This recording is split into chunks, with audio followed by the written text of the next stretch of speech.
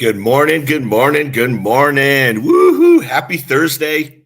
It's my favorite time, right? We're getting to go live with being a world-class CISO, right? So our podcast just launched every Thursday morning at around 9 o'clock, Life of a CISO, where we go in and we talk about what it means and what it takes for you to be world class. Then we go ahead and join you live. So we're waiting for a few people to come in this morning so we can do a little Q&A. See how everyone's doing this morning. Just checking in. Hope everyone is doing awesome. As you can see, I am traveling today. I'm actually on the West Coast. So I'm on my portable studio, right, which is basically my Surface laptop. So we'll just give a second or two for everyone to join in. But my big thing I really want to cover today is world-class people are very focused and aligned with targets. Where are you heading? Where are you going? And are you as clear as possible with those targets? So we're about halfway through the year. There's about 6 months left. And my question is, what are your 6-month targets? Do you have clearly focused, defined targets for the end of the year? Things you want to hit, things you want to make sure that you accomplish. I love movies, and probably for a different reason than most. What I love movies for is every movie, no matter what it is, has an inspirational component to it. Hey, Zach's joining us. Good morning, good morning, good morning, Zach. We have some people coming in. I know there's probably a little confusion because last week we had some tech difficulties, but we're back at it. So, Zach, we're just giving a few minutes for everyone to join in. But do you have any questions or anything for me? Just let me know. Welcome, welcome, welcome. But I was saying I love movies, not just for the entertainment value, but what I really like about movies, every movie, no matter what it is, has an inspirational component to it. It has some aspect that teaches us a really good lesson. And one of my favorites of all time lessons from a movie is from Pirates of the Caribbean. It's the first one.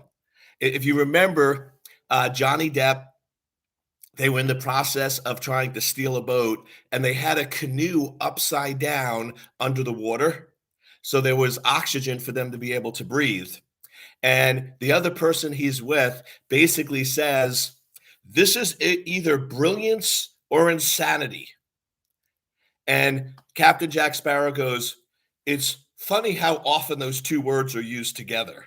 Right? And I love that because that to me is the entrepreneurial journey. When you're an entrepreneur, you're becoming world class.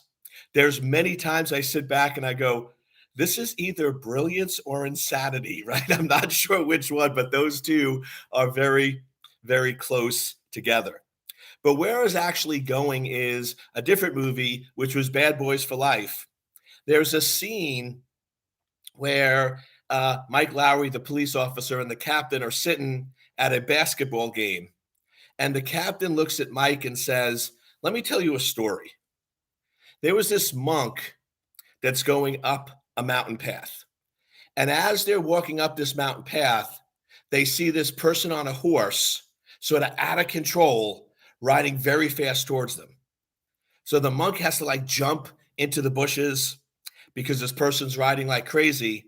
And the monk screams back to the person on the horse, where are you going? And the man on the horse says, I don't know. Ask the horse. And what I love about that is the horse basically represents all the distractions in life. They're all the things that are taking us on this wild ride, but we don't necessarily know where we're going. So I'm going to ask each one of you, where are you going? If you want to be a world-class CISO, are you on a path with clear targets for this year to be able to get there? Or are you just very, very busy doing a lot of random things and not really focused on what's important to you? So where are you going? Set those clear targets for December, because the clearer you are and the more focused you are, the more things that you ultimately get done. All right, so we have some questions coming in. Good morning, good morning, good morning. That's great, Zach. He goes, targets could be better, but only focused on completing a CDPSE certification by the end of the year. That's a great target.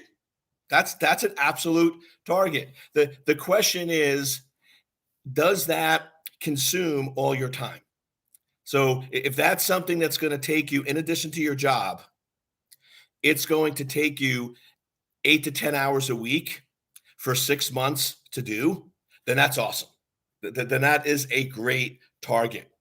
But if that's something where, once again, you want to balance it, but you feel you could do a little bit more, then that's also good. The only other thing I would recommend, Zach, and this is for everybody, I would absolutely recommend adding in a body target, whether it's exercise, whether it's cardio, whether it's CrossFit, whether it's to put on muscle, gain weight, lose weight. But to me, we often forget that our body is critical for anything else we do. If we're not healthy, if we're not in good shape, if the blood is not flowing correctly, we're not going to be able to work in an optimal state. And most folks, where they run into issues and problems is the body breaking down or the body not working. And this is something I bring up because this week, a lot more people are getting COVID. A lot more people are getting sick. And I'm not saying one way or another, I'm not a medical doctor in any way, shape, or form, but I tend to find the people that exercise and are healthy and have a high immune system and all those factors tend to be less impacted by some of these things. So I'm just reminded of the overall importance of our health. Good morning. Good morning. I would love to know the types of questions CISO should ask their executives at board meetings. Awesome. So I'm going to break this down into two quick areas. First, board meeting or reoccurring. If it's your first board meeting and the first time you're with the executives, it's going to be more of a tutorial and you're interviewing them. So the first board meeting you have, you want to understand how they want to get the information from you as a CISO. So in the first board meeting, I would start off with, okay, let's just make sure we're on the same page. And I just want to give the high level definition of cybersecurity. And what we're really focused on is the threats and vulnerabilities that are combined with the overall risk.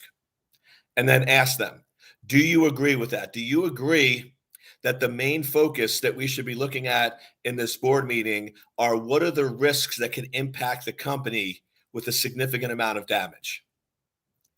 My suggestion, Mr. or Mrs. Board members, is I like doing that with 4 things. What is the risk? Likelihood of occurring, cost if it occurs, and cost to fix it. Is that work for you? Is that how you like to receive information? If not, how would you like me to present the cybersecurity information to you? Then I would ask, what are the biggest concerns you have when it comes to cybersecurity?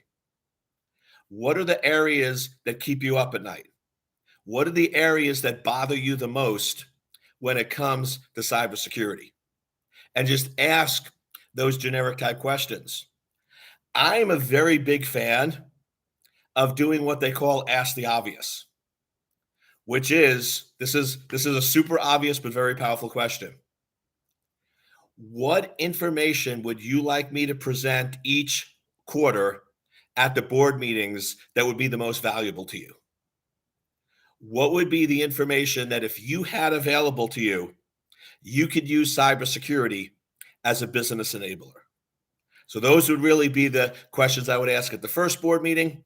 Then at subsequent board meetings, I would basically follow the agenda, but I would start off every board meeting with, are there any new cybersecurity concerns that you would like me to address? Does anybody on the board currently have any major concerns or issues in the area of cyber that you would like me to cover or talk about? And then at the end, I would actually ask, did this align with your expectations? Was this the information that you found valuable? How could I improve or do a better job? And I know a lot of this stuff I went over with you can feel like Captain Obvious, where, Eric, this is just obvious stuff. Yes, but most people don't ask. The biggest problem I find with CISOs and really across the board is people are afraid to ask the straightforward questions. They're afraid to ask those basic questions, and therefore they don't get the information they need. So those would sort of be the main recommendations I would talk about. Do you recommend people be in a technical field for X number of years prior to switching over to the business strategy side, or is it possible to start on the business strategy side? You can start either way. So to be a world-class CISO, you need to understand business and you need to understand technical cybersecurity. Typically, you're going to focus on one and be stronger in one than the other, and then ultimately become a CISO, and your weaker area is going to become stronger. Now, honestly, about 80% of my followers and listeners come from a cybersecurity background and are stronger on the cybersecurity side. And they have a little business. That's why I focus a lot on right now. If you want to be a CISO in 2 to 3 years, you want to get to, at that point, you'll have 5 to 7 years experience. You should be reading business books. You should be reading your blue ocean strategy, your principles, your play bigger, your zeros and ones, because you want to build up the business side of your knowledge base. But you could absolutely go the other way. You can work in business. You can focus in on business. You can understand business. And then in 5 to 7 years, become a CISO. In that case, all you do is flip the advice, which means for the next 2 to 3 years, your evenings and weekends are not focused on business and hanging out with business folks. If you're a business person, in the evening, you're reading cybersecurity books. You're reading Cyber Crisis. You're reading Network Security Bible. You're reading many of the other great books out there. I love Bruce Schneier. He has some great books that sort of hit cybersecurity, but in an easy to way understand. So you're reading those books, and then on weekends, you're trying to hang out with cybersecurity folks to basically build up that other side of the knowledge base. So yes, you can come from either direction. To be honest with you, most companies actually feel a little more comfortable with a business person that got into cybersecurity than a cybersecurity person that got into business. And the reason is simple. During the interview process for a CISO job, you mainly have to sell the executives. You might talk to a couple of security engineers, but they're not really the hiring decision makers. It's going to be the executive base, the COO, the CFO, the CEO are going to decide whether this person is worthy of having a C and being at that high level. Therefore, the most critical skill during the interviewing process is to speak business, understand business, and talk business. So if you're coming from that business standpoint, you're going to be a lot more comfortable talking business and speaking business than somebody on the cyber front. But if you get pushed on the cyber issues, you might be a little weaker there. So you'd want to build up that muscle so it's a little stronger. So the short answer is either one works. You just have to recognize which one is stronger and work on that weaker area to try to balance them as much as possible. How do you compete for a CISO position where there are over 1,000 applicants? First, I would say that doesn't sound like a CISO position. To just be honest with you, I don't know any CISO positions where there's 1,000 applicants. That number seems very, very strange or interesting to me. I mean, even when Goldman Sachs was looking for a CISO, I think they maybe had 8 or 10 applicants for that position. Now, maybe what we're talking about here is I'm talking and looking at that number there that seems weird. Maybe you're looking at 1,000 people that applied, and I'm probably talking about qualified applicants. So that could be the difference there. Because yes, maybe I don't know this number, but maybe for the CISO at Goldman Sachs, there could have been thousands of people that submitted resumes. Like I said, it still seems high, but maybe they did, but they weren't qualified. So first and foremost is you need to make sure that your CV screams CISO. I mean, there's nothing that implies this is a technical person that wants to be a CISO. This is somebody who thinks a CISO is cool, but they've never, ever done it before. If you have a highly competitive job, remember, the first barrier is always the CV. And the goal of the CV is simply to get you that first interview. I would say at that point, if you could have that world-class CV that screams CISO, it's all strategy, it's all executive, it's all communicating, building out programs for corporations, making cybersecurity a business enabler. Remember, you want to have a little meat on the bones with your CV, but your CV is really all about the buzzwords and alphabet soup. You're having somebody typically in HR scan through, or they're having a program that scans through and it's looking for keywords. Do they have strategy? Do they have this? Do they have that? And it's also going to be looking at things that are going to disqualify you. If you have a technical section where you're talking about firewalls and IDSs and implementing cybersecurity solutions, that's probably going to disqualify you. If you're going in and all your jobs are security engineers, it's probably going to disqualify you. Now, you might go and say, but Eric, I don't have all that experience. Are you sure? You're telling me that you've never managed a team, you've never put together a strategic plan, you've never briefed executives on cybersecurity. Well, yeah, Eric, but that's only been 10% of my job. Who cares? When if you're a cybersecurity engineer that's transitioning to a CISO position and you're applying for a job with a lot of applicants, focus on the 10% of your job and life and experience that is CISO based and ignore the other 90. There's nothing wrong with that. That's not lying. That's not unethical. That's not immoral, right? You're not making stuff up. You're just highlighting a certain area of experience that's more applicable to this job area.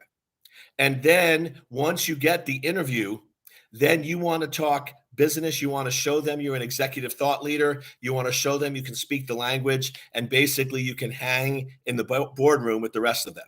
Those are really the two key components for becoming a CISO. So that would be my recommendation. Another one would be, if it's a very, very competitive job, maybe get CISO experience first. Going back to Goldman Sachs, it would be very hard.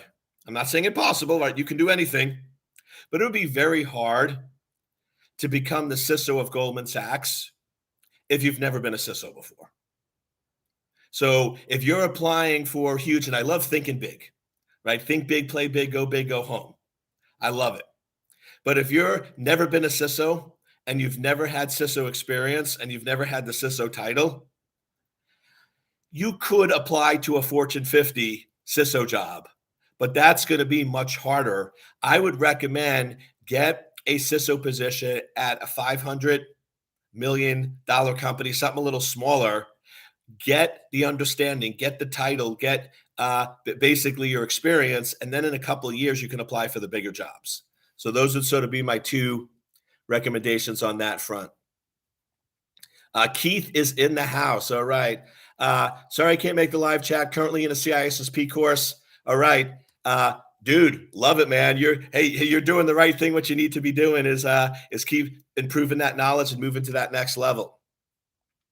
On data breaches, you talk about finding the breach quickly to minimize damage. Is it realistic that if an attacker had access for 12 hours, that they wouldn't have already uploaded 100,000 records? It depends on a lot of factors. Typically, when attackers initially break in, it's going to take them, depending on how your architecture is. Now, are there some organizations where somebody could break in and with 12 hours download a bunch of records, potentially. But normally, those types of things would be very easy to detect and very hard. So, in my experience, somebody's going to break in, they're going to set up pivot points, they're going to do lateral movements.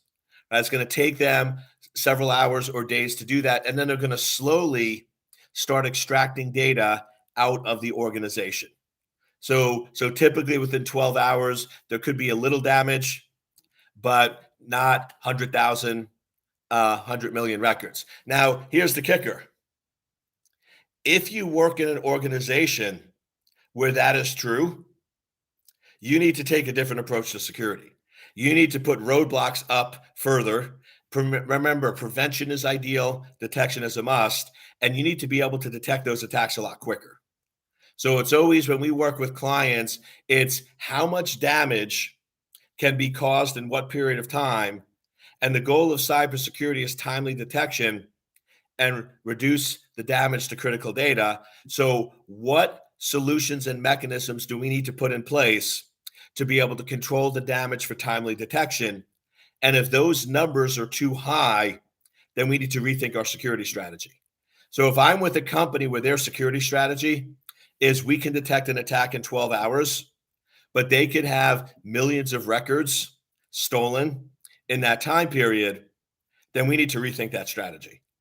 We need to either do better segmentation, we need to go in and do better blocking up front, we need to do better detection, better alerting, or maybe even throttling outbound traffic or outbound communication to minimize those types of things from happening. So it really depends on understanding, knowing the environment, working with the execs to determine what is and what is not acceptable, and then using that to be able to drive the decision-making process.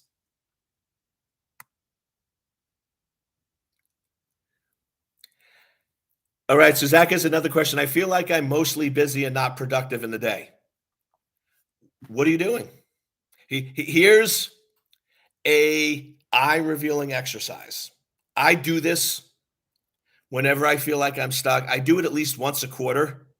Sometimes if I feel like I'm a little off, I'll do this once a month, is document how you spend your time. And it's funny because people that don't spend their time wisely, they don't like to do this. Oh, Eric, that'll take two. It actually doesn't. Your phone, you have your phone with you. There's apps that you can just click, or I just document, but literally you go in and document your time. I woke up at 6 a.m.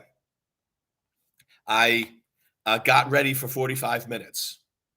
I went downstairs and journal for 20 minutes and document, because what you'll see is if you get visibility and awareness, you'll recognize where those exposures are. You'll be like, wow, I waste 3 hours a day just talking to people and wandering around. Now, maybe that's good, maybe that's bad, right? Or I spend 2.5 hours to 3 hours a night watching TV. I didn't realize it was that much time. So gaining awareness of how you use your time is the best. So actually, you do it for 2 days. You're not doing this forever. For 2 days, you're just documenting how you're spending your time, and that'll give you great visibility. Now, if you don't like that approach, I'll give you the quicker one. Every day when you wake up, ask yourself, what are 3 things that if I accomplish today would make today a great day? 3 things, that's it. Now, those 3 things could each take 3 hours, or those 3 things could each take 5 minutes. For example, today, one of my 3 things is do the live. It's a Thursday. We're doing our podcast, is do the live. So that's one of my 3 things. I'm traveling. As you can see, I'm in a hotel. I'm traveling on the West Coast in California, and I'm going to be with clients most of the day. So my 3 things today are each going to be about 30 to 40 minutes. They're not going to take up the whole day because I don't have the whole day. But the point is, every day you're doing 3 things that would make today a great day. 3 things that are focused on your targets, 3 things that are going to move you closer to achieving and getting what you want. And if you do 3 things a day, and those are non-negotiables, those have to get done, you'll start to feel a lot more productive. You'll start to feel like you're getting a lot more done in that time period. All right, hitting the gym 3 to 4 times a week. That's totally awesome. Definitely where you want to be. You want to make sure you're keeping up on the fitness. How should an organization go about defining an incident when you're required to report them? Do they generally set a certain threshold and damage? We don't want to report every laptop virus. Yeah, that's one where it depends on who's telling you you need to report the incident. There's some regulation that says you got to report an incident. In those cases, you need to look at what their definition of an incident is. Typically, in my book, is an incident is a successful attack in which damage was caused. So to me, if somebody installs a program, antivirus, and your antivirus software catches it, that's an attempted attack because it wasn't successful. You caught it, and there wasn't really any damage. So to me, at a basic level, an incident is a successful attack that causes damage. Having a piece of malware installed on a system that gets caught by your security software or gets blocked and stopped, I typically would call that an attempted attack. I wouldn't necessarily call that an incident. How do I prioritize what to focus on when aiming for a CISO position? What you want to focus on is where is your weakest area? Where is the area that is weaker and not as strong as the other? And there's 2 areas: business and cybersecurity. Remember, a CISO is a world-class translator. To be a world-class translator, you have to speak both languages very fluently. So which language are you not as strong in? And that's where you really need to focus your energy. If you are super fluent in business and your business is here, your business expertise, and your cyber is here, you need to get that up. And if cybersecurity is up and business is low, you need to move that up. Here's the problem. People work on improving both, but if there's a gap, the gap will continue. So let's say that I'm stronger in cyber than business. If I work on both every day, they both improve, but there's still a gap. And if you have a weaker language, you're not going to be as strong a translator. So what you absolutely have to do is, it's okay to spend a little time on cyber, but you have to overcompensate for the deficiency in business and spend more time focused on the business side if that's the situation you're in. So you want to look at which area between business and cyber is not as strong and immerse yourself in that area. Do you know where I can find a group of CISOs to ask questions regarding day-to-day work in IT and business and just vent to them about all the daily stress? I don't know of any offhand that are public. I do have a private one, but that's part of my CISO program. So there is a cost to entry for that certification. And then you get a private peer group as part of that certification. But I would say just look on LinkedIn or any of those other groups that are out there, or form your own, right? So start your own group. You never know what it might turn into. Do you have any recommendation sources of threats to use as a reference to help in brainstorming? I would just look at a lot of the different regulations that are out there. I know PCI talks about a lot of different threats. You have your NIST documents that go in and talk a lot of threats. There's sources like Gartner and those. They typically will charge for some of those resources. The other one that's really good is the Center for Internet Security. They also have a lot of good resources that are out there. So that brings us to the top of the hour. I like to spend about 30 minutes. Thank you for joining me. Remember to always watch each week's episode of Life of a CISO. If I can help you in any way, shape, or form, please post some comments below or join me each week where I go live, and I'd be happy to answer your questions. Otherwise, have an amazing week. Do great things. accomplish great things, be world class, and I'll see you next Thursday.